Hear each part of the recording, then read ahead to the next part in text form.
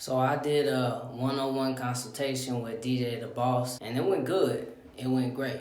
If you got a cleaning business or you thinking about starting one and you trying to actually get somewhere with it and you ain't playing around, you ain't playing no games, then this consultation is needed. I was at a place where I was really stuck where I was, and I was just very frustrated with what was going on, and I want to get where DJ at. You know, I want to eat like he eating. So I knew that it was a great move for me to make. You know what I'm saying? I ain't have a lot of money or nothing, but I was like, let's make this happen. And he gave me the steps I need to take to do it, and it worked out. It worked out good. So I was really stuck. I had one client. We did a consultation. It was like 2 weeks ago, and I just closed two clients. This week.